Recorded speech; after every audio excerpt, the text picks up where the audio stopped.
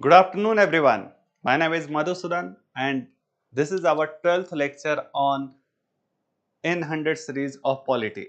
In this series, we are covering complete polity syllabus from mains perspective. That is, we choose the themes on which a question is expected in the mains exam of UPSC Civil Services exam, and then we go into the details of what, how, why, and so what.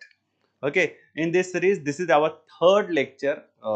This is slight mistake. This is actually third lecture on legislature. Okay, in this, we have already covered various aspects. In the last class, we have also covered the anti-defection law in this legislature topic itself. In today's class, we are going to cover the parliamentary committees, in particular the ethics committee, the issues related to that, privilege committee, and then the issue of parliamentary privileges shall also be discussed. Apart from that, in the end, we shall be discussing what are the different issues that are plaguing our parliament and what could be our suggestions to get rid of them. Okay, we shall be doing the analysis of 17th Lok Sabha, how it has performed. Good afternoon, Yogesh. It is really commendable that you have been on time all days throughout all the classes. Now let's see. The first topic that we are going to discuss is parliamentary committees. So,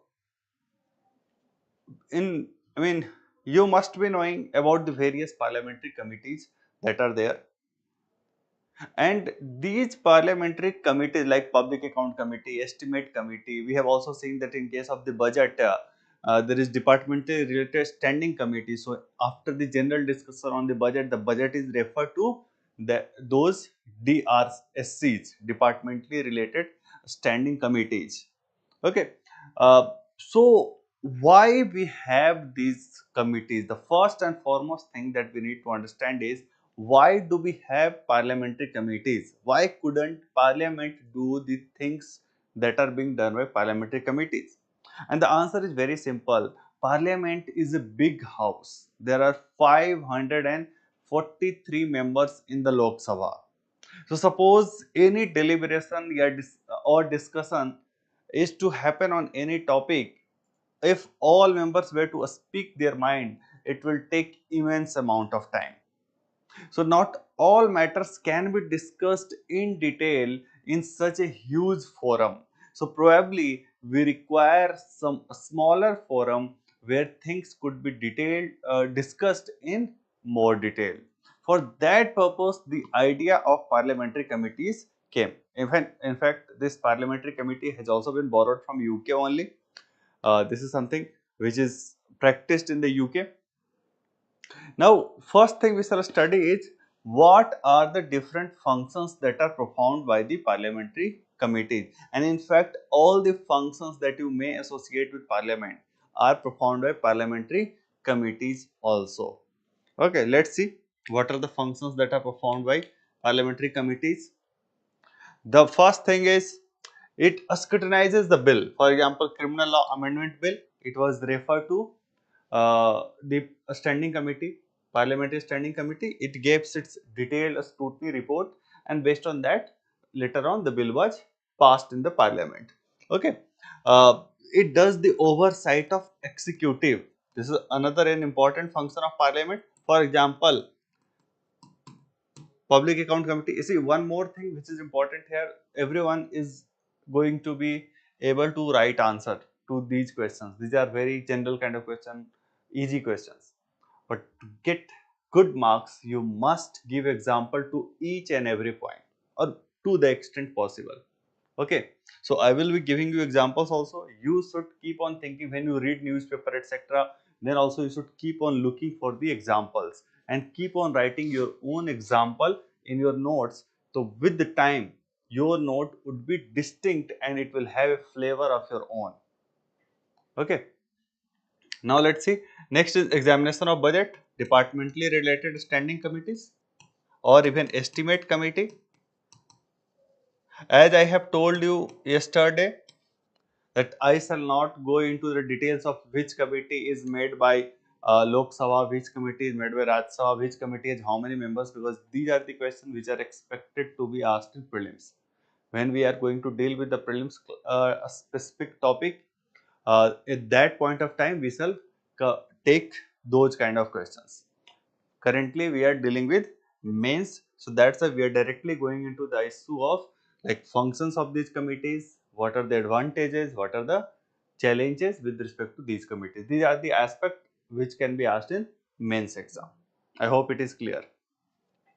Okay, like various schemes and policy, for example, National Health Mission, Smart City Mission, they are time and again, and almost any scheme that you can take MG Narega, they have been scrutinized by these committees sometimes. Then investigation and inquiry, for example, Joint Parliamentary Committee was made on 2G scam, even on Bofors scam, a Joint Parliamentary Committee was made. Then it has advisory role with respect to various schemes, etc., or policies. For example, national education policy. So there is a department, there is a committee on education. That committee has given report on national, new education policy. Then ensures a smooth functioning of the house. There are committees like rules committee, ethics committee, business advisory committee. So these are the committees which are involved in a smooth functioning of house. For example, like rules committee will decide what are the rules to be followed. Business advisory committee will decide the business agenda to be taken up.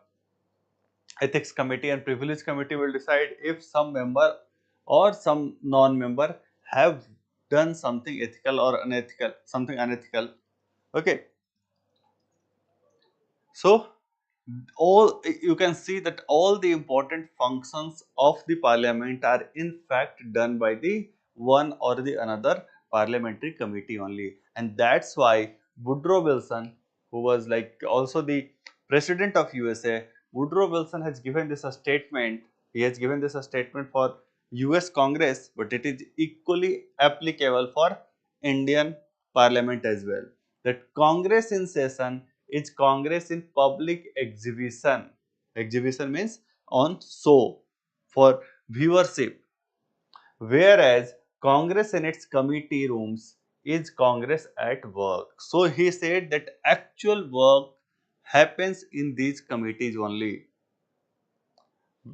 when when parliament is in session, it is only for exhibition, or rather that's the problem with the parliament which is being solved in these committees. In parliament you are being telecasted, you means the MPs, whatever they are saying, whatever they are doing, so they are being judged, they are being watched, and probably their constituencies people are also going to make an opinion of them based on their statement in the parliament. So they often play to the gallery. They say things not necessarily which are correct, but rather they say things which will garner more views, which will bring about more publicity for them, which will probably make their party leaders more happy, which will probably make them more popular in their constituencies. So that's why it is said that in committees, actual work of parliament happens. In session, there is only exhibition, there is only show off. From this point only, the next question that can be answered is, what are the advantages of these committees? So first and foremost thing is that parliament, it reduces the workload of legislature. Like parliament could not have done the scrutiny of all these bills. It is not possible for such a huge house to go into the detail of all the bills. So all those detailed analysis of bills, etc., are done by these committees. The second thing is that has the advantage of being a smaller size that allows it to go to do better scrutiny. It can go in line by line. It can understand it in more detail. Then it can also take input from experts. It can approach the civil society. It can take views of the outsiders, and this is something which helps in having a detailed scrutiny of any topic. Next is it is specialized, because see, there are committees, like there is a committee on information technology, there is a committee on education. So those people who are, or there is a committee on estimate committee. So these committee have members which have expertise on those issues, and since they have the members which have expertise on this issue, it can do better analysis or scrutiny of those topics. Then it also acts as a consensus building forum where across the party, because see there are multiple parties, few are sitting in treasury benches, few are sitting in opposition. So whether opposition and government could be brought at one forum or not, that is something, this exercise where like they can melt down their differences, this is done in these parliamentary committees, and often it becomes possible because the discussions are often non-political in nature, because no anti-defection law, no anti-defection law is applicable here. So here an MP can take a stand against the stand of his party. He can talk about the issues on its merit. This is the biggest advantage of parliamentary committees, and more often since these are not broadcasted,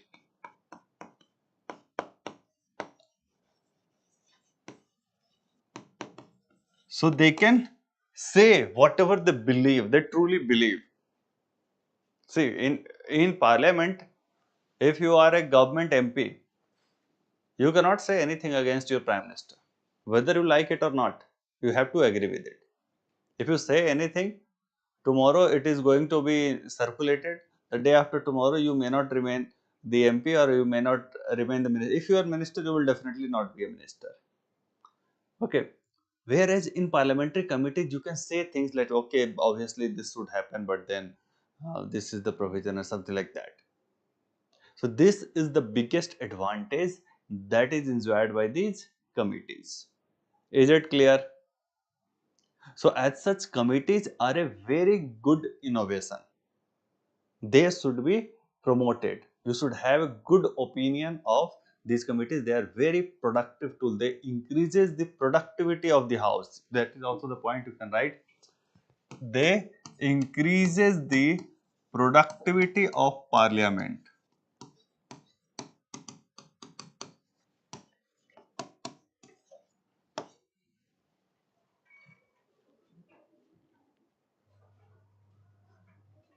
Next point is, what are the issues with these committees? And the biggest issue is that these committee will start working only if a matter is referred to them. They cannot pick a matter on their own.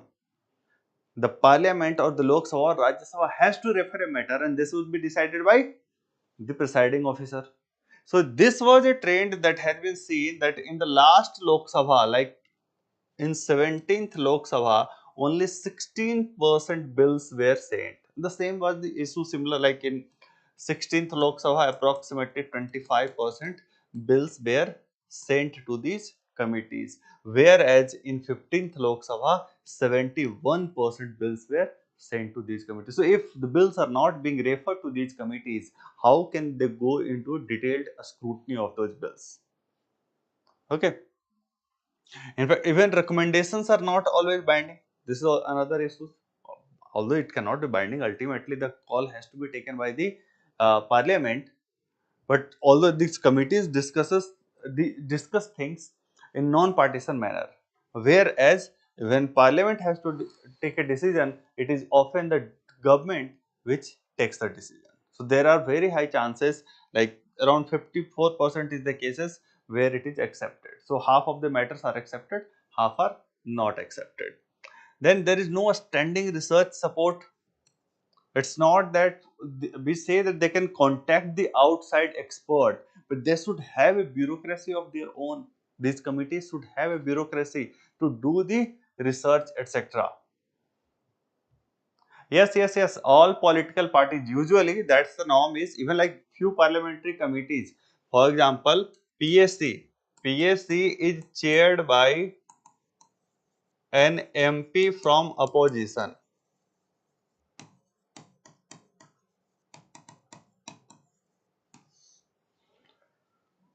So usually all political parties are represented in these committees in proportion of their strength in the house. Okay, so every political party is represented in one committee or the another, depending upon how much is their strength in the house, and like various opposition leaders also get the opportunity to head one of these committees. Some of the committees are headed by these opposition leaders as well. Okay, so definitely they are included, and sometimes they are also the chairman of these committees, for example, Public Account Committee. Then, like, there is no broadcasting etc. is happening. Sometimes even minutes of the meetings are not disclosed. So this leads to a problem of lack of transparency in its functioning, how it is functioning, whether any deliberation even happened or not, that is not known. Then the tenure of the members are usually, I am not saying that this is always the case. For example, in departmentally related standing committee, the tenure is of 1 year. So in most of the committees, the tenure is of 1 year, which does not allow the members to gain the expertise. One of the advantages that we have seen is that the members are of those, they develop expertise because they are dealing with the same matters throughout the year. But 1 year is a relatively small time period. Probably the same member should continue for the 5 years to develop some kind of expertise on the matters. Okay, and then even in these committees, the attendance is frequently very low. The same problem which is there in the parliament itself, the same problem is continuing in these committees also. Okay, and there's like there are some important, very important legislation that have not been referred. For example, you can give the example of farm bills.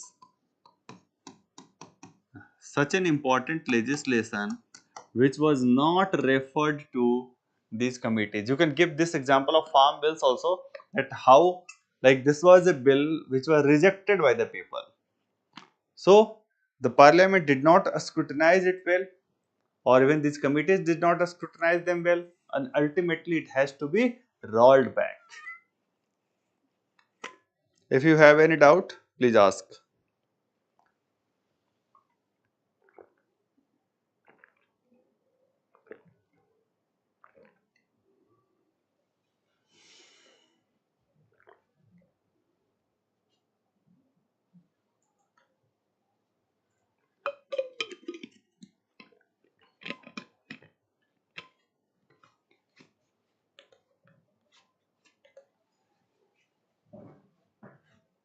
Okay, then let's move to the next dimension, that is what can we do? What are the suggestions, reforms? So first and foremost thing is that we can have a compulsory or automatic referral of all the bills to these committees. This is the convention being followed in United Kingdom, or even like there are few suggestions that only in exceptional circumstances, I mean the norm should be that it would automatically go. There should be voting for not sending a bill to the committee, like something which is very urgent in nature or something which is very rudimentary in nature. There is consensus already existing, not much is to be debated, etc. So only in those exceptional circumstances the bill should not be sent. Otherwise, all the bills should be sent to these committees.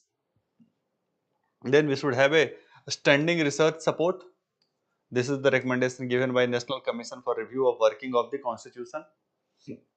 Then there is also issues with some committees that their report are very much delayed, especially the committees like estimate committee gives its report after the budget has already been passed. It loses its significance. Like PSC gives its report often with much delay. So because of these reasons, the effectiveness goes down. So there should be a time limit within which all the committees should give their reports.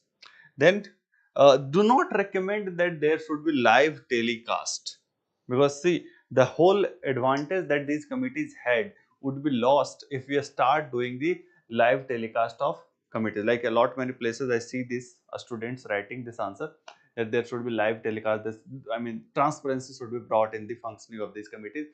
That's not correct, because ultimately all the advantages which are there, that there is a non-partisanship behavior, there is free and frank discussion, all those things would be lost. So what you should suggest is that we should, like, what was the expert suggestions that were derived, what was the file noting, what was the minutes of the meeting, these things should be made public. So not every nitty-gritty and detail, but whenever you meet, when you meet, what you decide, what was the suggestion that you got from the outside, these are the details that can be made public, and that should be made public. So there should be some transparency in its functioning, but not complete transparency. Okay. So that's all that you will suggest. If you have any suggestions, you can give your suggestion, we can discuss it. Do you have any suggestion? Or those of you who shall be watching this lecture later on, they can give their suggestion in comment section as well. Next, we shall discuss about ethics committee. This was a committee which was in news because of a lot of drama. Like this committee, on the recommendation of this committee, Mahua Moitra, she was an MP. She was expelled from Lok Sabha.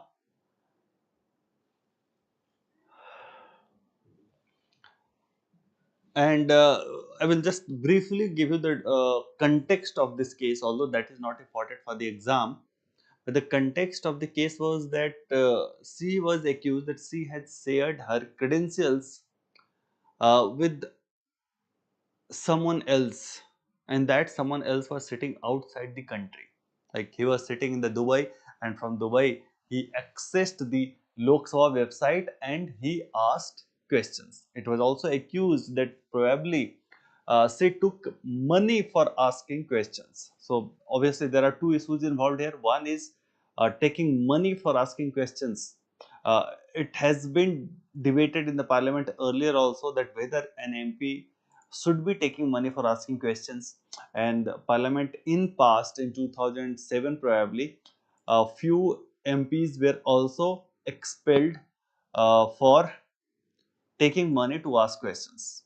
Okay, now in this case also, like that was the first case. The second issue was that since someone from outside India was accessing the Lok Sabha website, the credentials, login credentials were shared, it was a breach of national security. So since breach of security, the matter of breach of national security was involved, that was also considered a reason why, I mean, that was also considered an unethical conduct, and based on that, the ethics committee recommended that she should be expelled, and based on the recommendation of ethics committee, she was expelled from the parliament. Let's see what are the objectives of ethics committee.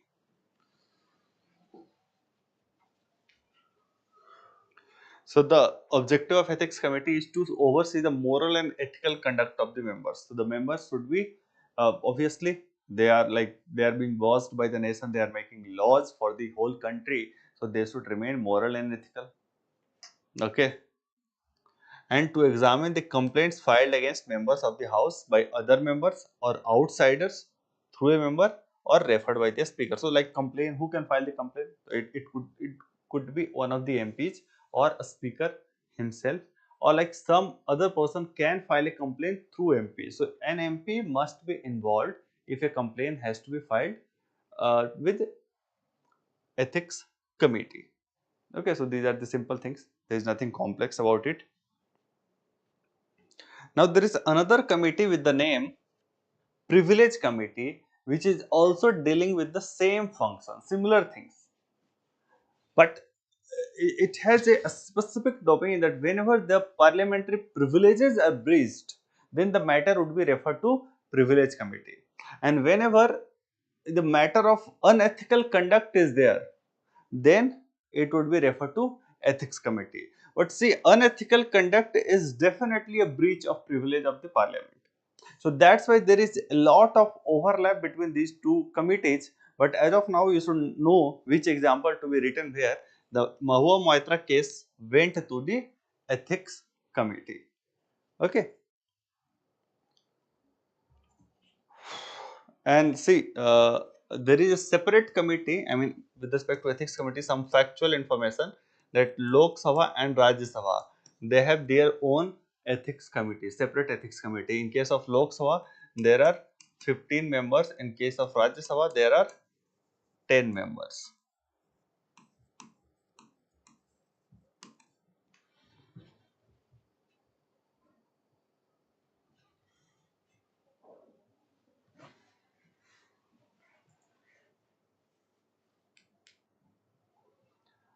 Then if we have to look into the difference between ethics committee and privilege committee, so like their purpose was, it is clear.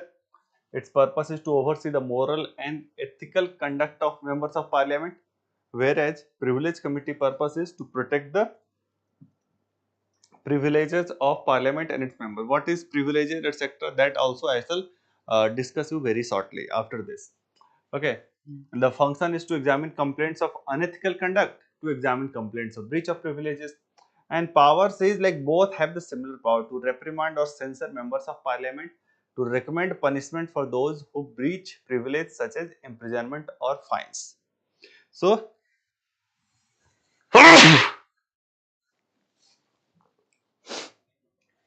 these committees have got the power to recommend for the punishment. Although see, most of the places you see this being written to reprimand or censor members of parliament. Okay, but as such, these committees themselves do not do this reprimand or punishment, etc. They always recommend to the parliament that this is the action that should be taken, and based on their recommendation in parliament, if motion is moved, motion and resolution, you must be knowing that a motion is moved and parliament passes a resolution, like on that motion voting happens, and when a voting happens on any motion, it becomes a resolution, that is the decision. So it is usually through voting the parliament decides whether uh, to expel a member to do something, I mean to punish that member or not. Now see, this is very interesting. If a decision is to be taken through voting, and in that voting again whip is applicable, anti-defection law would come into force. So effectively, it is like the strength of the party would decide that whether a person is going to be penalized or not. So an MP belonging to the government or to the political party which is in power can never be penalized effectively, even if these committees give a recommendation that okay, their conduct was unethical in nature. Ultimately, it will go to the voting, and in the voting will happen on party lines, because whip can be issued, like in Mahua Matra case also, whip was issued, and based on the whip, you cannot vote against the whip of the party. So that's the challenge with these committees. Okay, that even if they recommend, actual action is taken by voting in parliament. Next, we shall see what these parliamentary privileges are. Okay. At any point of time, if you have any doubt, you must ask the question. The onus of asking a doubt is on you. My responsibility lies in picking, choosing the relevant point. Wherever there are gaps in your understanding, you must ask question. Either now through in chat box or through comment later. Next is parliamentary privileges. So what is parliamentary privileges? If you have any idea, please tell. Yogesh, what is parliamentary privileges?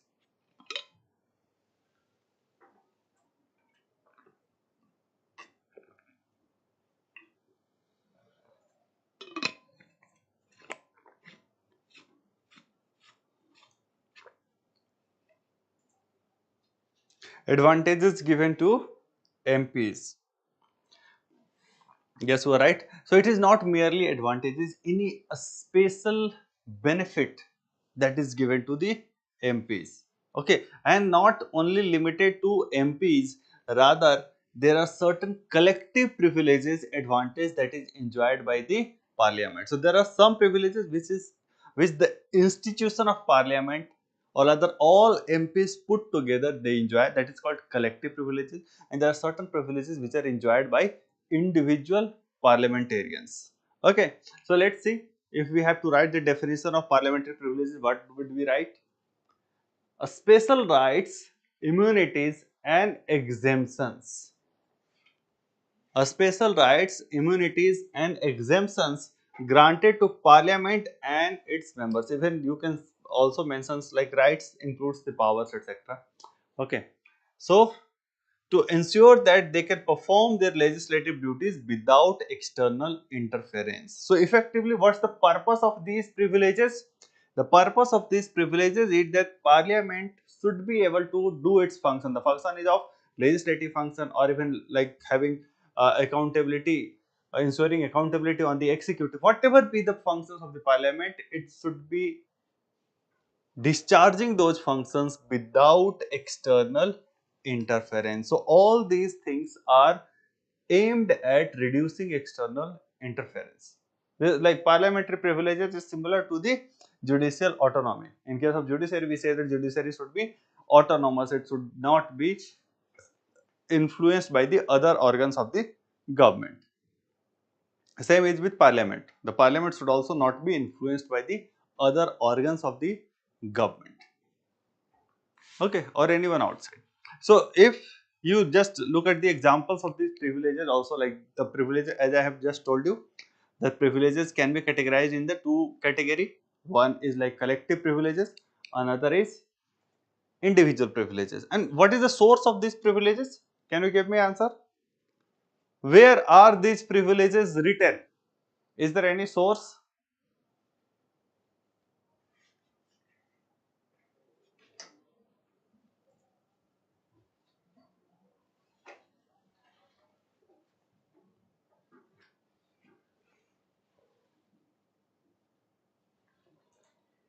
So parliamentary privileges are written in constitution.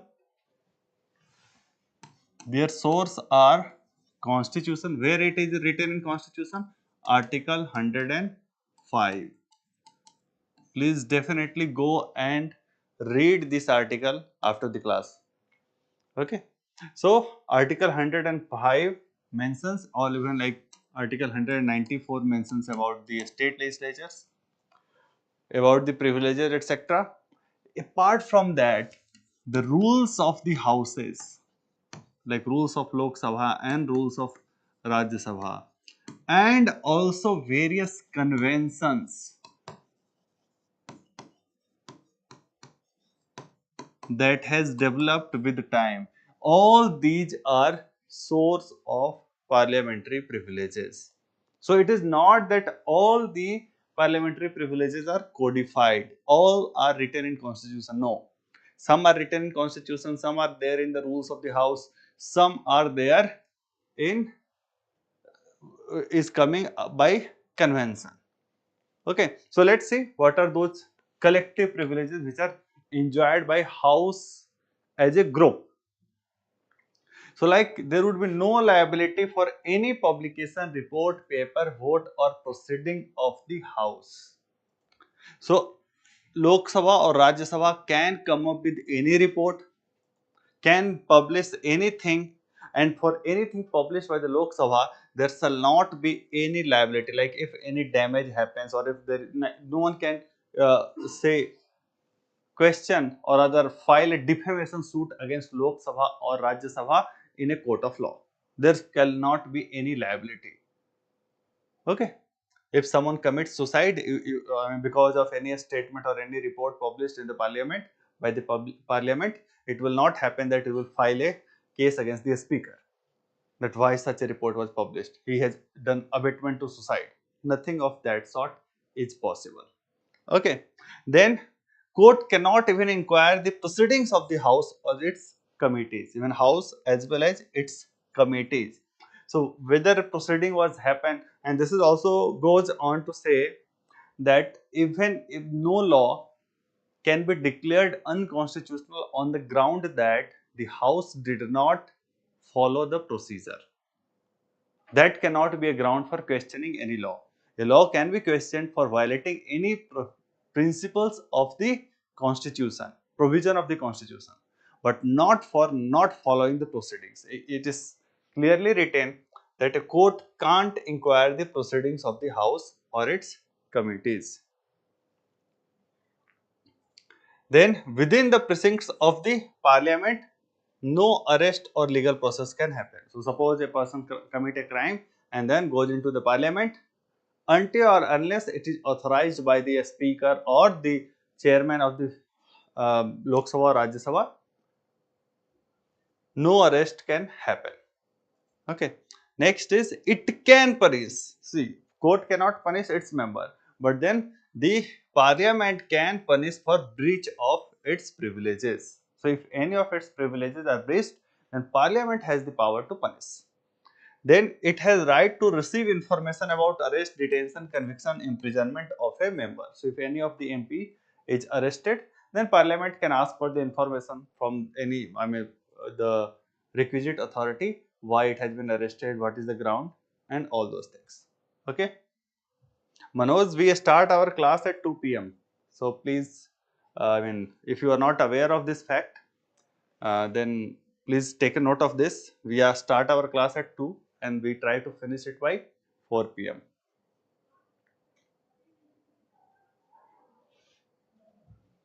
Yeah, next is power to regulate its own proceedings. This is the most important, that the parliament has the power to regulate its own proceeding. And like, see, if it has to power to regulate its proceeding, definitely it will have the power to make rules.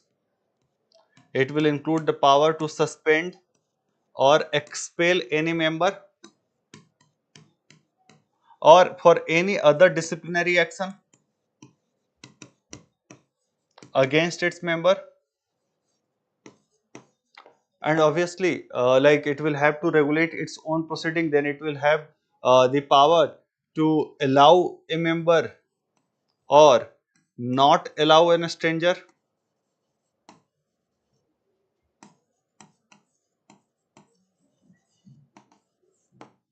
and then it can have the power to publish its report after proceeding. What, like, many a times you see it, like it is said that Adharniya member, honorable member, whatever you are speaking is not going into records. So this is also a part of parliamentary privileges, that the house can decide what will go into the report, what will not go into the report, what will be published and what will be not published. And accordingly, if something has been expunged, it shall not be reported by any media house. If like a speaker has said that this is that statement of a member of parliament is expunged, then no reporting of the same shall happen. Okay. So many times it might happen that there is a debate that certain opposition leader, usually expunging or anything of that sort happens only of opposition members. Those who are in the government, they don't do anything wrong.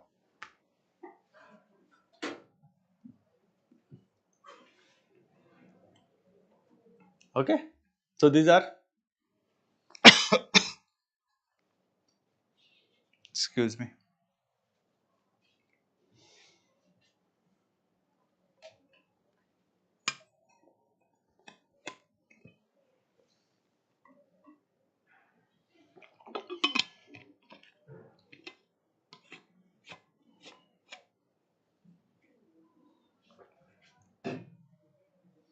Next is, what are the individual privileges?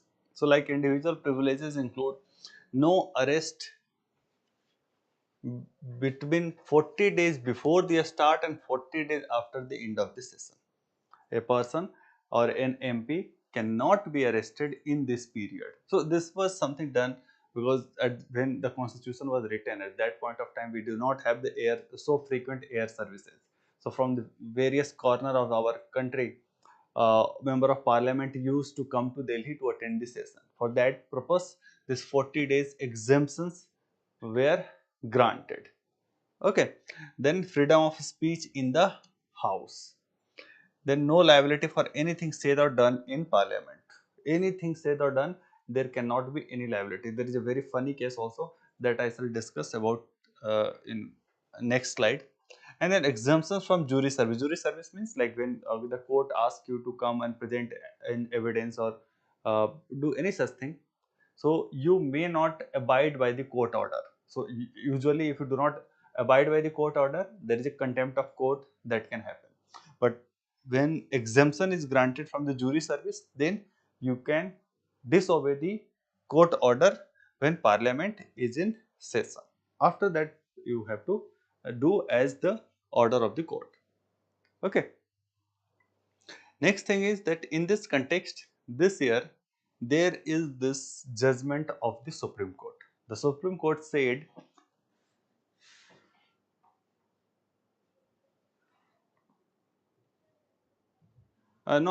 this no arrest between 40 days, I guess this is only applicable for civil cases,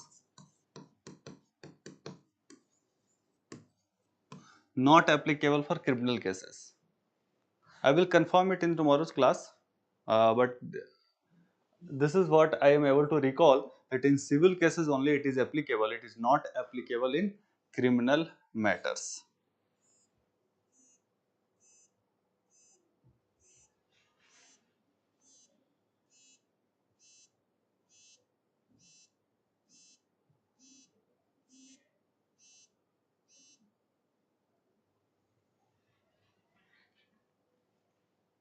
Okay. Next is, this is the judgment which was there by the Supreme Court. Supreme Court has said that there is no immunity for lawmakers taking bribes to vote. So see, this was the matter which was there. Uh, it was like Narasimha Rao government. So there was a no confidence motion against Narasimha Rao government, and in that case, what has happened that obviously someone who is prime minister who will try to save his government. So there were a few MPs which were like have defected.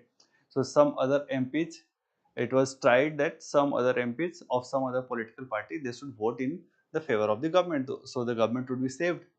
In Yeah, it's not that absolute freedom of the house, Manoj, that it is subject to the rules of the house.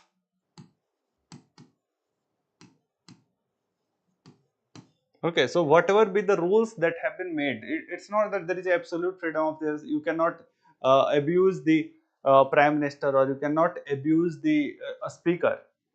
So, like, subject to the rules made by the house, you have the freedom of speech and expression. So, it is not subject to the ordinary legislation. Like many times you see, this is something which is done by the Aam Aadmi Party government of Delhi, because whenever they make any accusation against any other political party leaders, they were filing defamation cases. So what they have started doing is that whenever they have to say anything which is inflammatory in nature, uh, which can be a matter of defamation, they were saying it in the Delhi state legislative session. So when they are saying something on the floor of the house, they are protected by the parliamentary privileges. So this was the trick that was being used, because whenever you say anything on the floor of the house, it is only subject to the rules of the house. It is not subject to the ordinary legislation, whatever is there outside house, that is applicable. Is it clear?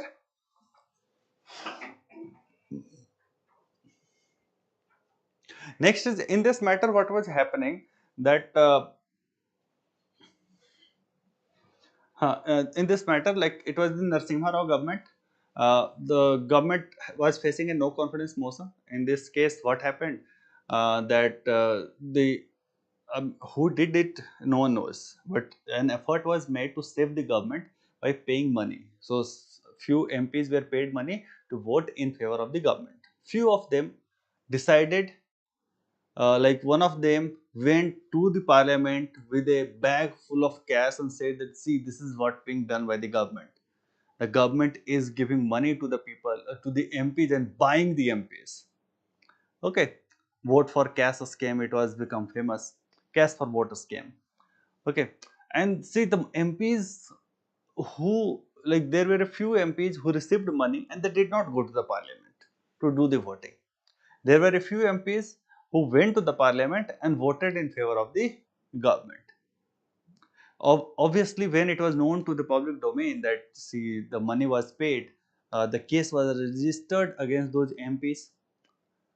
Then the MPs went to the parliament and they, sorry, went to the Supreme Court, and they said that they, whatever is their action, that action is protected by parliamentary privileges. No action can be taken against them because they have got immunity. And at that point of time, Supreme Court gave the ruling that those MPs who took cash and voted in favor of the government, they are protected by parliamentary privileges because they have done something on the floor of the house, and that is beyond court's jurisdiction. Whereas those MPs who took cash but did not vote in the parliament, they are not protected and a case should be filed against them. They should be penalized for indulging in an act of corruption. See, this is beyond the common sense. The common sense says that those MPs who voted should be penalized, but this was how the Supreme Court interpreted the constitution at that point of time. The same has been revised this year. This year, on date March 4, 2024, rather, this is the article of March 4, so it must have been on March 3 or March 4, whatever be the date. The Supreme Court gave a ruling that there is no immunity to the lawmakers who are taking bribes.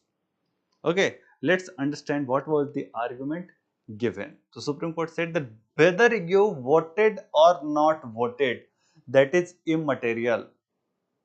You should be penalized because you have indulged in an act of corruption. This was the judgment that Supreme Court has given. Let's understand what was the judgment given. So Supreme Court says that whether you are protected by a particular parliamentary privileges or not, it would be decided by a twofold test. So not every action of an MP is protected by parliamentary privileges. If these two tests are satisfied, what are these two tests? The first thing is the privileges has to be connected to collective functioning of the house. So whatever privilege, like a publication of a report, so it is a collective functioning of the house. So whatever privilege that you are demanding, it has to be related to collective. So this is a sort of collective privileges. And the second privilege is individual privilege. It is necessity must be a functional relationship to the discharge of essential duties of a legislature. There has to be a functional relationship. So whatever be the essential duties of a legislature is there, like legislature has a lot of essential duty. So whatever privilege you are commanding, you are demanding, that privilege should be necessary for doing those duties, like rather for discharging those duties. Functional relationship means to discharge those duties, to do those duties, to do those functions. It is necessary to have those privileges. So either it should be required for individual discharge of the parliamentary function, or it should be required for collective discharge of the function of the parliament. Then only those privileges would be provided. Like when you are debating something, this is the necessary duty of the parliament that you will debate. So there would be freedom of speech and expression. Next thing Supreme Court said that voting in the House is immaterial in offense of bribery. What was the argument given by the court? The court gave the argument that as soon as you take the money, as soon as illegal gratification is taken, as soon as you have taken the money, the act of bribery is complete. So when you have committed an act of bribery, you will be penalized. Whether you later on go and have a, what you say, holy bath in the Ganga, it doesn't matter. I mean, in the spirit, if you say that when you have committed a bribery, when you have stolen money, whether you later on take a holy dip in Ganga or not, it doesn't matter. You will be penalized. So same thing Supreme Court has said that as soon as you have taken the money under the Prevention of Corruption Act, the offence of bribery is complete. So it doesn't matter later on you vote in the house or not vote. And this is something that has been done outside the parliament, so you are not protected by privileges. In fact, the Supreme Court went one step ahead and argued that corruption creates a polity which deprives citizens of a responsible, responsive and representative democracy. This is something, a statement that can be used in essay also. Very important, a statement by Supreme Court. I have taken it from the judgment as it is. Okay, so corruption creates a polity which deprives citizens of responsible, responsive, and representative democracy. In a way, you can also say that this deprives people of good governance. If there is no responsible or responsive or representative democracy, it means there is not going to be good governance. Okay, so Supreme Court says that the purpose of parliamentary privileges is to provide democracy, to enrich democracy. And when you have taken bribe for voting in the parliament, when you are indulging in corruption, you are subverting the same democracy. So it cannot be said that a parliamentary privileges can be given to someone to subvert the democracy. So that's why Supreme Court said that parliamentary privileges cannot protect the act of corruption. Very sound argument. And the last point that Supreme Court said, that like people argued now that in constitution itself it is written that nothing, uh, no proceeding of the parliament shall be questioned in a court of law. That is something which is written in the in the constitution. To this the Supreme Court said that the jurisdiction of a court to prosecute and authority of the house to discipline its members, like we have seen a parliamentary privileges that the house has the authority to regulate its proceeding. The Supreme Court said that these exist in separate sphere. There is a separation of power. One is judicial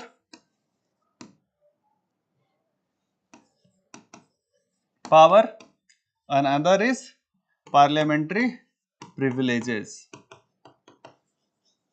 So these are the items which exist in separate sphere. Separate sphere means someone has committed a crime, he would be dealt with judicial proceeding.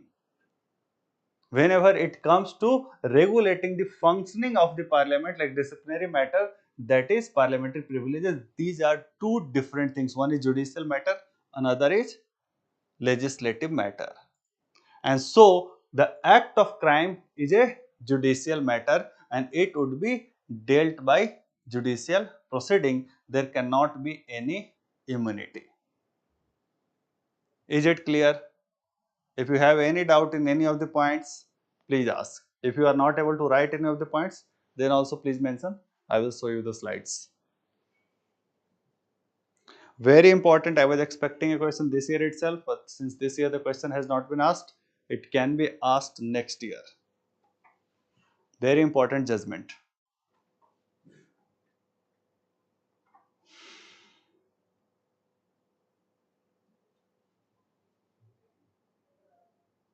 Is it clear? Please let me know if everything is understood.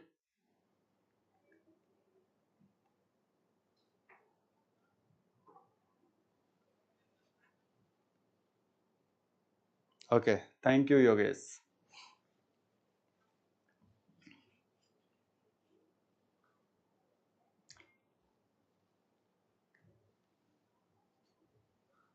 So that's all about this Supreme Court judgment.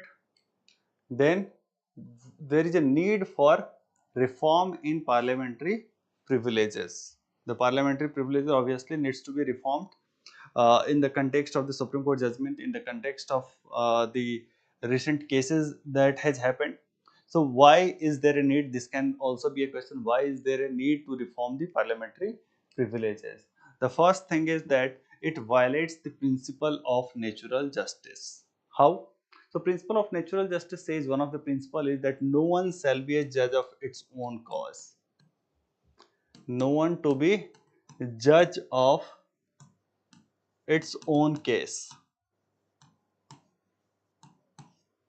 But in case of parliamentary privileges, see, parliament has power to breach for its privileges. In that case, parliament is judging its own case. Whose privileges have been breached? Parliament. And who is punishing? Parliament. So the principle of natural justice is violated. But the problem does not end here. The problem is also because of the ambiguity which is there, because the privileges are not codified. So it gives rise to a lot of ambiguity and differential interpretation. Different people interpret it differently, what is covered in privileges and what is not covered. And in fact, there is lack of established procedure either. For example, in this case of Mahua Moitra, when she was like expelled, when in the session in which the resolution was passed to expel her, she was not allowed to speak. Again, this is also a violation of principle of natural justice. But in a normal court procedure or any times when someone is penalized, he or she is definitely given an opportunity to present his or her case. That opportunity was not given. So it was not clear what should be the few MPs were demanding that she should be allowed to speak. She went with her speech prepared, but then she was not allowed. Like in case of judicial proceeding, we know exactly what the procedure is to be followed. We have criminal procedure code, we have civil procedure code. Okay, but in case of parliamentary privileges, we do not have established procedure because not everything is codified. Then it is also open to misuse, like it can be misused against the opposition leaders. Here, like selective application is possible. Like these are the cases, these are the two different MPs seemingly on the similar timeline. Both were accused of violating parliamentary privileges. She was expelled, but no action was taken against her. The matter was referred to the Privilege Committee, Parliamentary Committee on Privileges, and the committee, before it could have taken any, any action on the matter, the Lok Sabha term completed. So this is again a very good example of misuse or selective application against opposition leaders. Obviously, because the government will always have majority. So any such action is definitely taken against the opposition leaders only. Next is it also violates constitutionalism. We have studied constitutionalism. Constitutionalism means limited government. So these parliamentary privileges gives unlimited power to the parliament. Even like uh, in case of Tamil Nadu, there was a case when a journalist wrote an article which was very critical to the way MLAs were functioning, uh, or like the Tamil Nadu Assembly was functioning.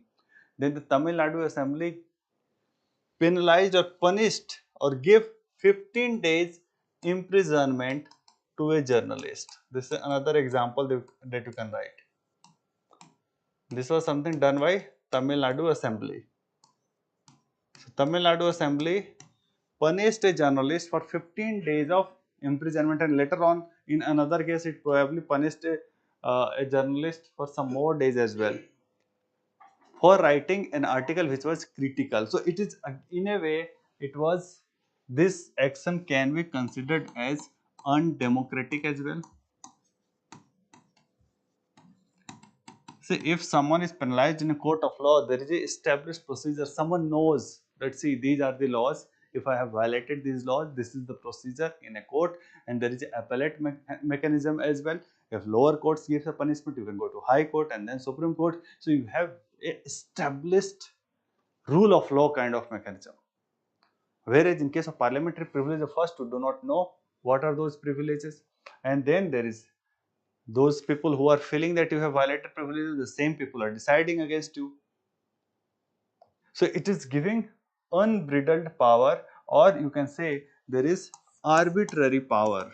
There is sometimes there is some example of arbitrariness also, which is definitely violation of constitutionalism. Is it clear? So now definitely there is a need to reform parliamentary privileges. So the next point comes is whether there is a scope for judicial review in parliamentary proceedings. That is the matter at the center. Because see, as soon as judicial review starts happening, everything will come into what you say, order. As we have seen in case of use of a state emergency, the misuse of a state emergency came down heavily after SR Bomai judgment, because in SR Bomai case, Supreme Court says that now we can judicially review the satisfaction or the imposition of president rule. Similarly, if judicial review starts, so now we have to see this article 122 of the constitution. This article says that any proceeding in parliament cannot be called into question on the basis of alleged irregularity in procedure. So this has led to the interpretation that courts should not inquire into the proceedings of parliament. Court not to inquire into proceedings of parliament.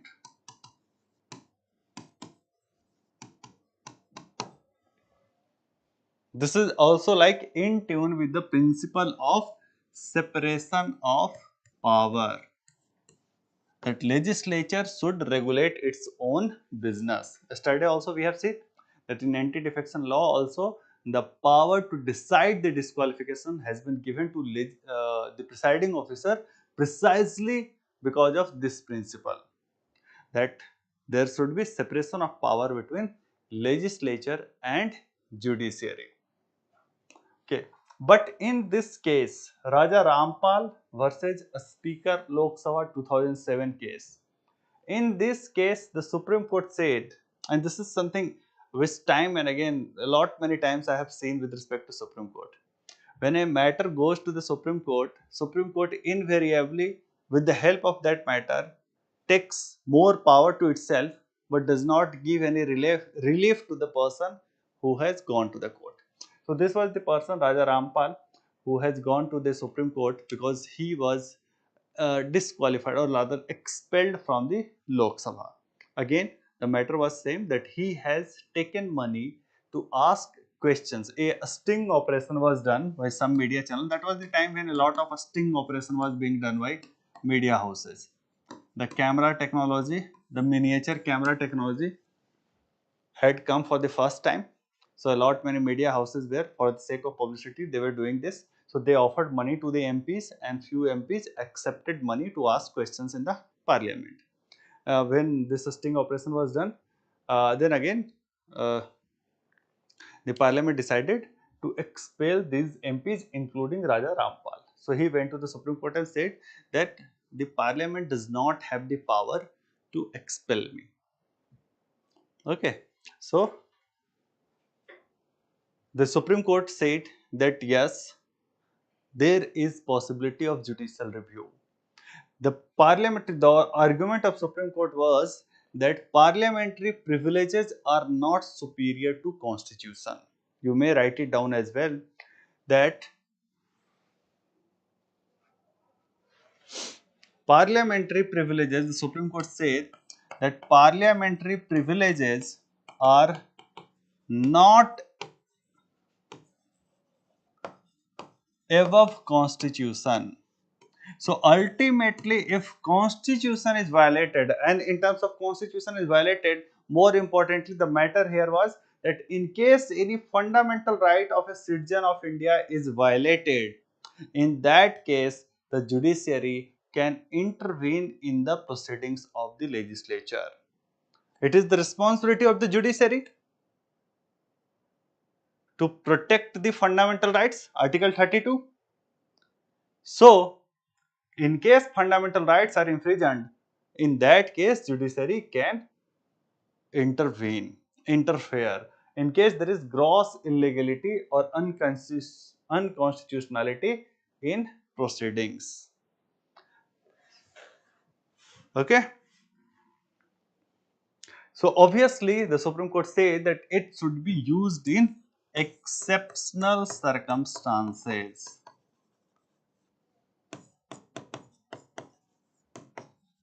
Supreme Court also used the word that judiciary should show restraint. The Supreme Court itself referred to judicial restraint while taking matter which involves inquiring into the proceedings of the parliament. So, Supreme Court said that normally the court should not inquire into the matters or into the proceedings of the parliament. But when the gross unconstitutionality is involved, in that case we would not say that parliamentary privileges are superior to constitution. Ultimately, we have to protect the constitution. The fundamental right of the people has to be protected. So, on that ground, judicial review of parliamentary privileges or parliamentary proceedings is possible. But the Supreme Court also said that judicial restraint should be followed, and only in exceptional circumstances judicial review should be done. All good and fine, everything is logical. But then Supreme Court said that Raja Ram Pal, the person, the petitioner in this case, this person has done something which is incorrect, which is covered under parliamentary privileges, and parliament has all the right to expel a person who has committed something unethical or something illegal by taking money for asking vote. So Supreme Court did not give any relief to this person, but definitely Supreme Court gave a very good constitutional interpretation to the issue in hand. The same thing has happened in case of S.R. Bomai also. In that case also, the S.R. Bomai government was not restored, but Supreme Court gave a judgment which was having a far-reaching consequences. Even in case of, say, Keswananda Bharti case, the constitution amendment which were in the question, those amendments were not declared null and void, whereas a doctrine of basic structure was given birth which had far-reaching consequences. Okay, if you have any doubt, please let me know.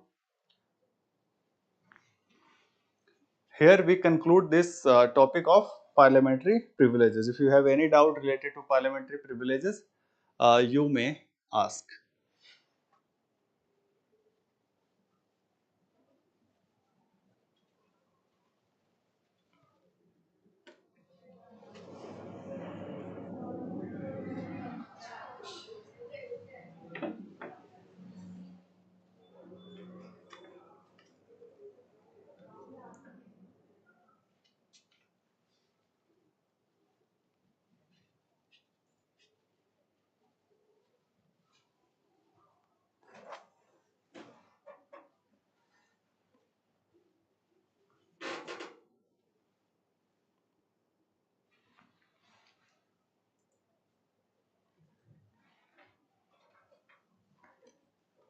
Should walkout be exempted from the privileges? See, obviously walkout, walkout is not considered a violation of parliamentary privileges. Rather has a convention has developed that walkout is a very genuine way of expressing the dissent, or a very genuine way of protesting. So it is not possible that all the members would agree to the stand of the government or to the stand of a speaker all the time. So they have been given that you should not make a noise in the house. Rather, what you should do is very peacefully you can do the walkout. And see, this is something a lot of conventions we have borrowed from United Kingdom. And United Kingdom is a country which is like much more civilized than our country. Do not take it as a national issue. Okay, but this is a matter of fact. They are much more civilized than us, and like they consider it a grave matter of shame for the government if the parliamentarians are walking out of the proceeding. The government mostly do not proceed if opposition is not present in the house. Whereas in India, it is considered like now opposition had made way, please pass the bills. For example, during the last Lok Sabha session, 147 MPs were suspended, and then important legislation like three new criminal laws were passed when House was virtually oppositionless. These are the things which are not done in UK. So, so obviously the walkout and those things are no more effective in our parliament, which are usually a very good peaceful means of protest, dissent in UK. Okay, now let's move to the last topic of our day. Is that what are the issues that has cropped up before our parliament, and before that we shall very briefly see what are the role and functions of the parliament. And this is something which is very much static in nature, you must be knowing. I'm just doing a round of revision for you. First role is obviously to maintain the accountability of the executive. Like one way is collective responsibility. Article 75 says that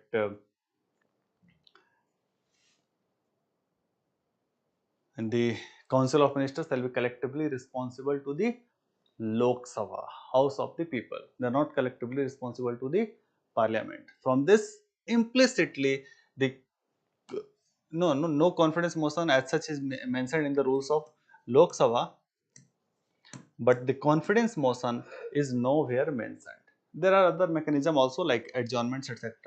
Then we have the mechanism of a question hour, a starred and unstarred question. What's the difference between a starred question and unstarred question? If you could know, if you could tell me.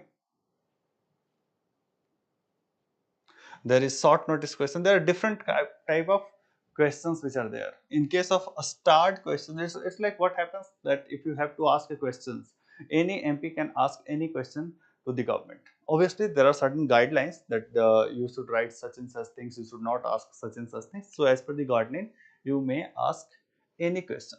So, once a question is asked, randomly it is decided that few of the questions shall be answered in the house itself. The MP will reply in the house. Those questions are called a starred question. So for them oral answer is given. Since oral answer is being given in the house, the person who is asking is also present in the house. The person who is replying is also present in the house. So a supplementary question is allowed.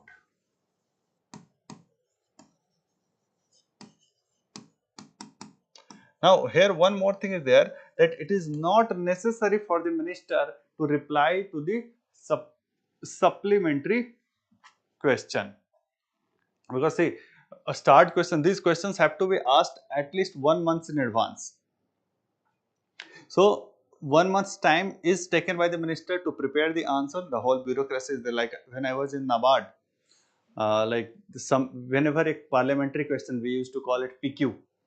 So whenever a parliamentary question was asked in a parliament which is related to any financial institution like cooperative or NABARD or rural credit, the question, what happens that the question would be asked to the finance ministry.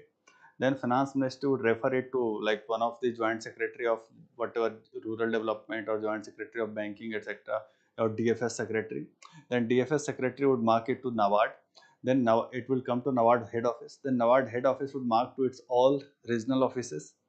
Then regional offices will ask, I mean further refer it to the banks, etc. Whoever is having the actual information. Like sometimes question would be asked that how many different SSGs have been formed.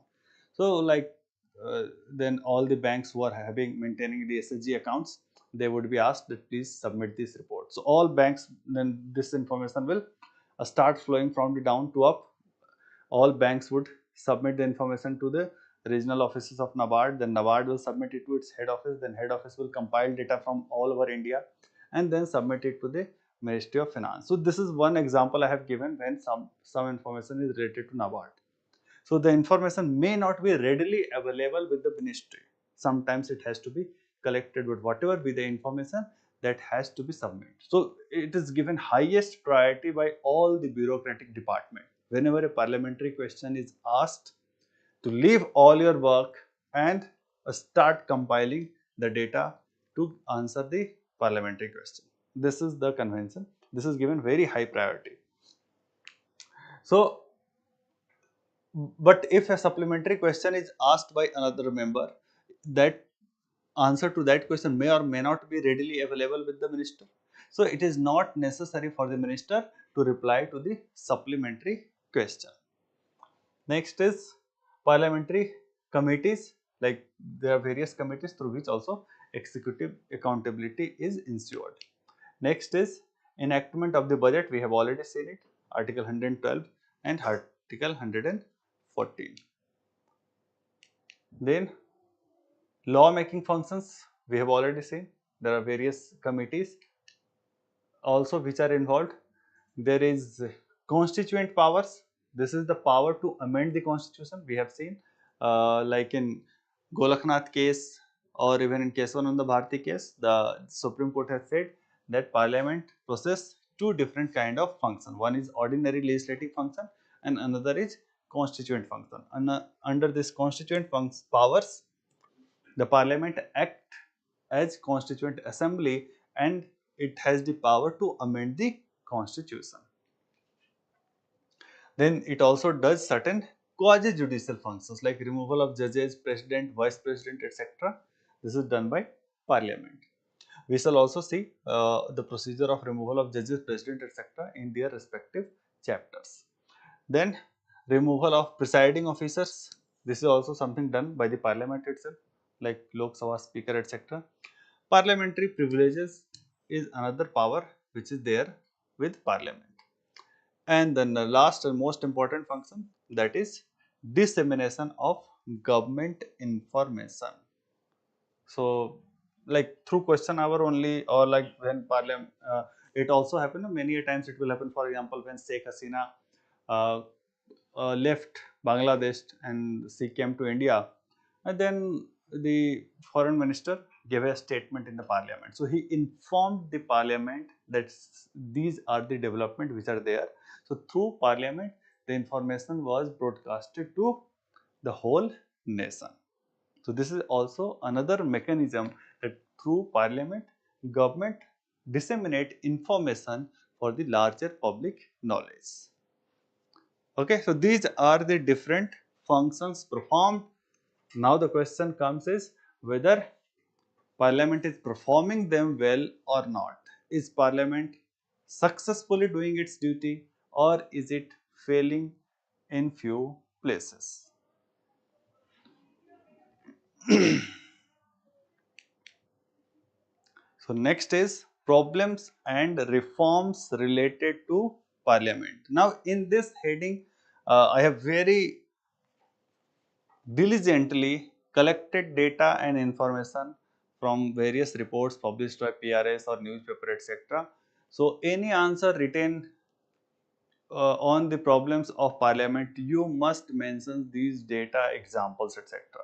In polity also, like without substantiation, answer is average. With substantiation, you can get exceptional marks.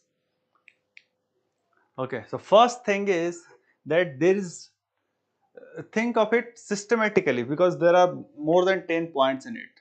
What is the process? First of all, there would be parliamentarians will come together and sit. Now it has been found that the number of sitting has declined. In the very first Lok Sabha, there were 135 days of sitting. In the last Lok Sabha, it is like on an average per year sitting. It days per year. So per year, only 55 days of sitting was done by the parliamentarians. So the number of days they are sitting is very low. I am telling you the reforms also. The suggestion that you would give is that minimum working days of 120 days for Lok Sabha and 100 days for Rajya Sabha should be fixed. This is something which is suggestion by NCRWC, National Commission for Review of Working of Constitution, which is also known as Venkat Chalaiya Commission. The next thing is that when they have come to the house, then also there is very frequent disruptions and adjournment happening. Most of the time there is noise only in the house. There is an advertisement of Hindu, you might have seen, I don't know, and if not you should go and see, where like in the house what they say that there is a teacher who gives the class to discuss or debate a matter. Okay, and he said that I expect from you people a very parliamentary behavior. And the students realize that parliamentary behaviors means you have to break the mic, you have to throw papers, you have to beat each other, and they started making all the kind of noise and hooliganism, etc. So this is a very good sarcasm on the way parliament is functioning. So see, a lot of frequent disruption and adjournment is happening. In fact, the question hour on an average functioned for only 60% and 54% of time during last Lok Sabha.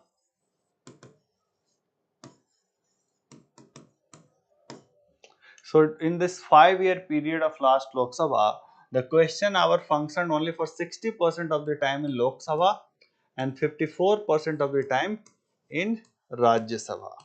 Rest of the time was wasted in hooligans. So first they are coming for less number of days. Then whenever they are coming, there is disruption and noise only. Next is that who is deciding when there is going. The biggest reason for all this hooliganism is that the agenda of the house is decided by the government only. The opposition has no role to play in convening the parliamentary sessions or deciding the agenda of the session.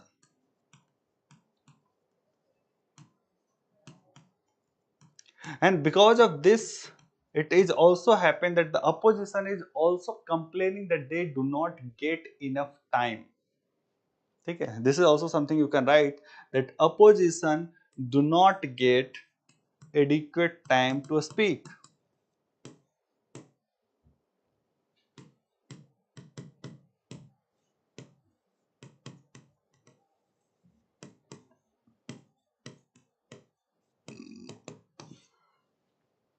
What's the suggestion? The suggestion you can give is that there should be dedicated opposition days. The few days should be dedicated in every session, that these would be opposition days, and on these days the agenda would be set by the opposition itself. There should be a mechanism of also shadow cabinet.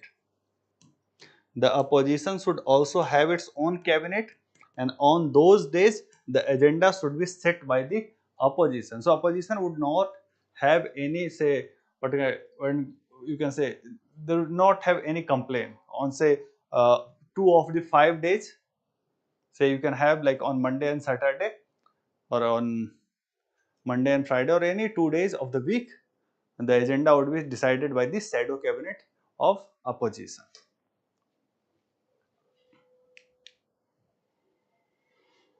Then there has also been a recent time tendency that the government is avoiding question hour. For example, during monsoon session in 2020, the question hour was cancelled. The parliament came into the session happened, but there was no question hour. And also there was this a special session in which the women reservation bill was passed, a special session in 2023. In this, during this special session also, no question hour was conducted. Have you written it? If not, please take a note of it. I will just wait for a second. You can take a screenshot because there are lot many points that I have to cover. I will erase them.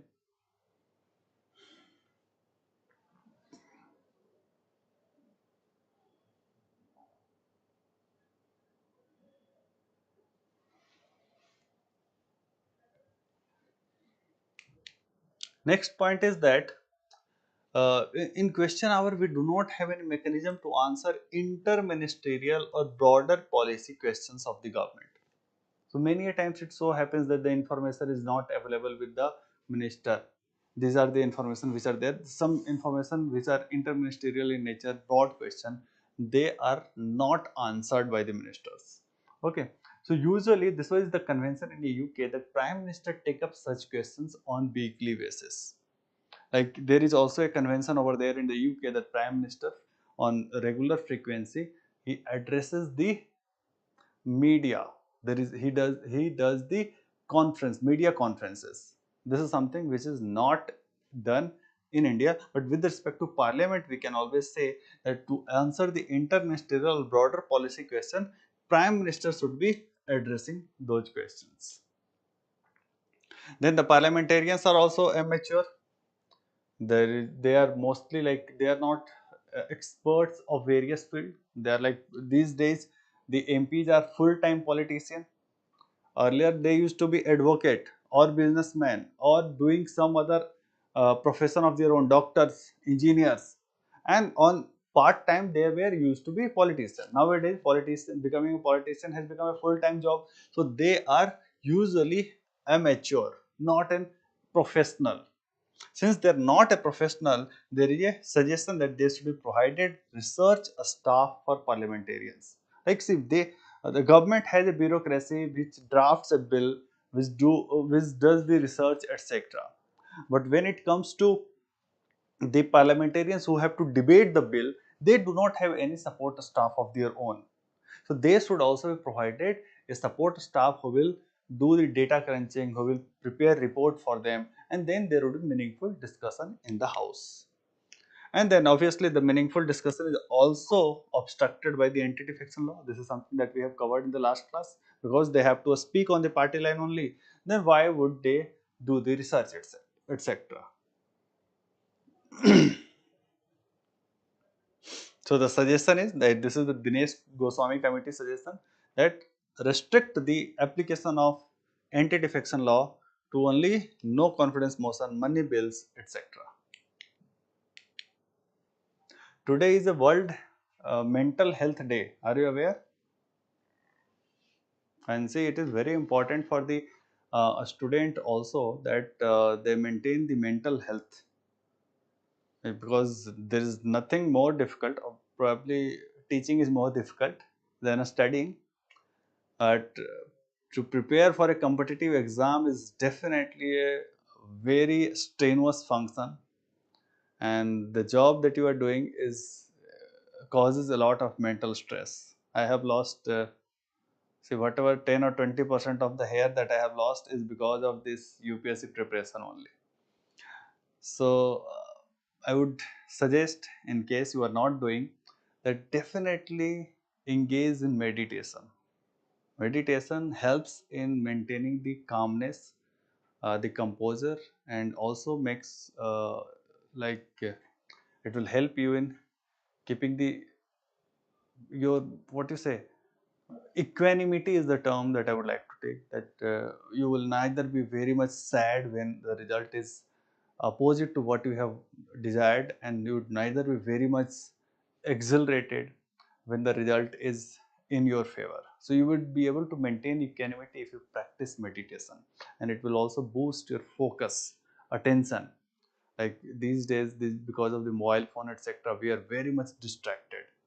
So only those are going to be successful who are able to contain these distraction, and meditation can be very helpful. So that's a small information, it just came to my mind. Let's come back to our polity discussion. These days there is less discussion in parliament also, like 35% of the bills passed with less than an hour discussion. Okay, not even 1 hour of discussion is happening on these 35%, means one third, more than one third of the bills are not even discussed. Even there are a lot many important legislation. For example, Jammu and Kashmir state reorganization bill. It was brought to the parliament in the morning, and by evening it was passed by both houses of the parliament. So how is someone going to debate about a bill if beforehand information is not there? In fact, 80% of the budget is not discussed. It is guillotined. It is put together. Guillotine means put together and vote. Rather than debating individual items of grant, you put together all the rest items of the grant and vote in one go. And everyone, like, if you are pro government, you will vote in favor. If you are anti government, you will vote against. It is passed. Then, like, we are not passing the private members bills either. Like, these are also the point. If a question is asked only about how the productivity of parliamentarians is decreasing, you can give these reasons, like the discussion is happening for less number of time, the anti-defection bill is playing its role, and also the fact that the private member bills are not passed for around 5 decades. Last such bills was passed in 1970s, and in 17th Lok Sabha even only 2 bills were discussed, not even discussing. I mean, at least it should happen that if some private member has brought a bill, it is discussed, debated, and maybe later on you can vote it out, or you can refer it to the parliamentary committee, and if it is represented by the on the recommendation of parliamentary committee, you can accept some of the bills also. But nowadays the trend is that private members bill are not to be considered. Like, obviously the government, for government it doesn't make any sense. Without the support of the government, no bill can become a law. And obviously if government is making a law, government would like to take credit. These days governments are not like a statesman. Like in 1950s, 60s and 70s, a lot many private member bills have been passed, but not anymore.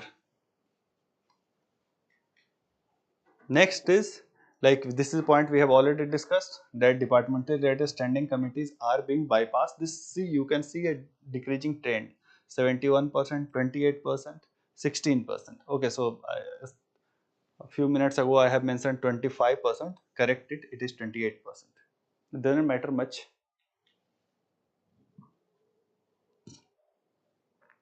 And then a lot of ordinances are being promulgated.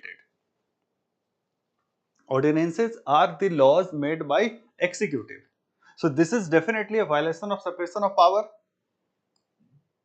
Parliament is supposed to make a law, but it is the president or it is the government which is making a law through ordinance route. Even like in even after Supreme Court declaring that re-promulgation of ordinance is a violation on constitution, still a lot of ordinances are being promulgated. It should be restricted to only exceptional circumstances. For example, even like in farm bills.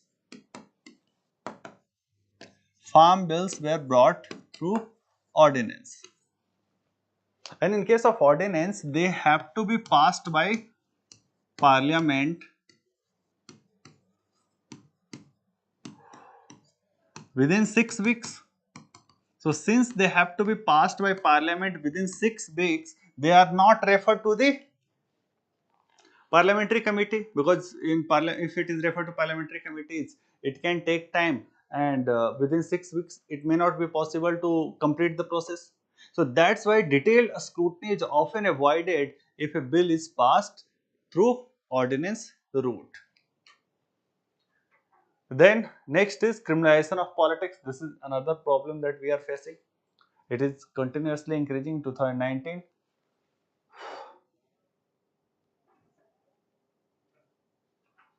In 2009, 29% increased to 34%, and now we have 43% in 2019. In 2024 also we have around similarly 44% or so parliamentarians who have criminal background. No, now I guess it has increased to 48%. Please check the latest data. Probably it has increased to 48%. And then the presiding officer is often being biased. This is also something we have discussed already.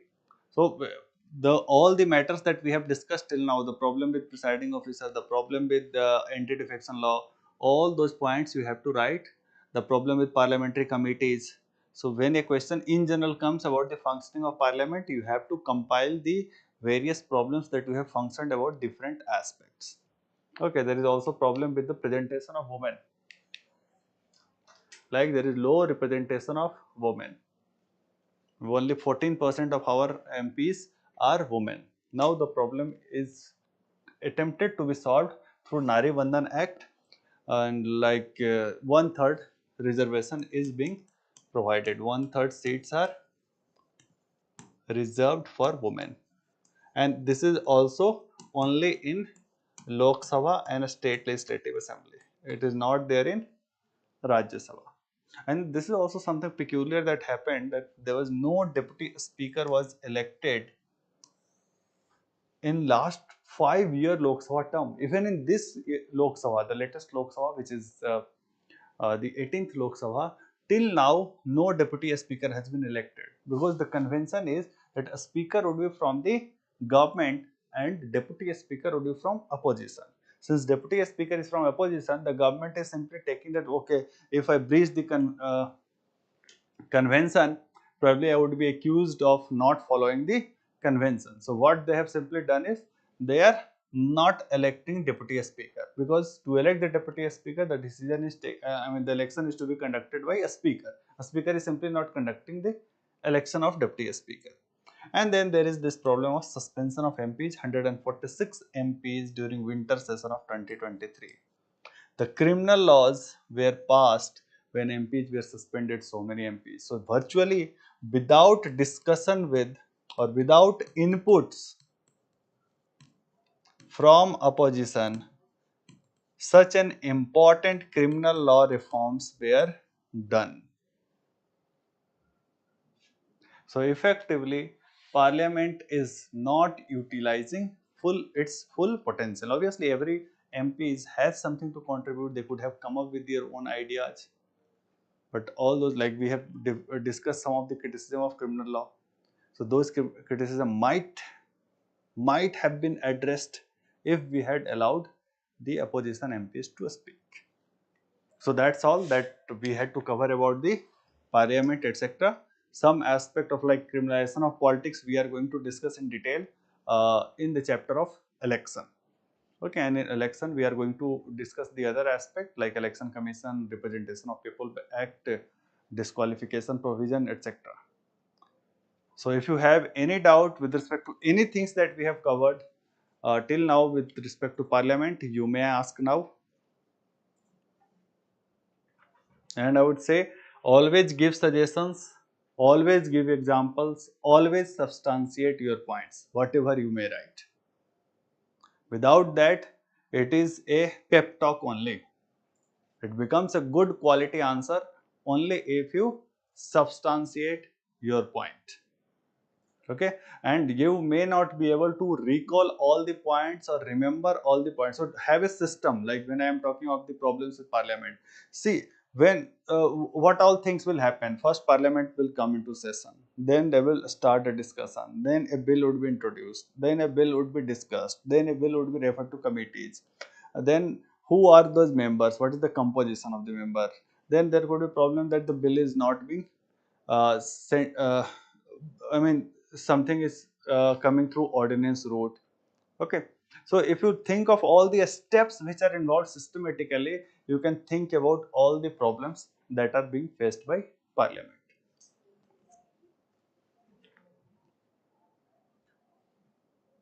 No, no, no. Suspension is done for say 1 week, 2 week, or sometimes for the session. Suspension is temporary in nature. Expulsion is different. If someone is expelled or expulsion is there, it means that he is no more a MP. Like this is something that has happened with Mahua Moitra. She was expelled from the house. It means she lost membership to the house. There has to be a re-election in that constituency. But if someone is suspended, it is like temporarily he or she is not allowed to take part in the proceeding of the house. After a few days, or maybe if he is expelled, if he is suspended for 7 days, after 7 days, he can again come to the house and take part in the proceedings. Okay. So that's all. Thanks for attending the lecture. In tomorrow, we shall again meet and we shall what is you what and for whip. What's your question, Yogesh? Whip is basically an order, an instruction issued by the political party. So usually every political party appoints a person who is a chief whip of that political party, and he decides that what is going to be the stand of that political party on any issue in the house. So then he issues an instruction. That instruction is also called as whip. Okay. So he issues a whip to all the members of his political party that we are going to take a stand in favor, in against, or whatever we are going to do. No, that is like probably what you are asking is that if someone does not follow the whip, whether he is expelled or suspended, in that case he is disqualified. Disqualified means effectively it will have the same impact as that of expulsion. That seat would become vacant. That person would lose the membership of the house. Okay. But in that case, the word disqualification is being used. Whip issues whip. Okay. Okay then. Thanks for being in the class. In case you have liked the class, please like the video and share it with your friends. Do call them to attend these sessions. These are the free sessions, and definitely I will bring a lot of example data and insight on the future topics as well. From tomorrow, we are going to start a new topic, and see you again tomorrow at 2 p.m.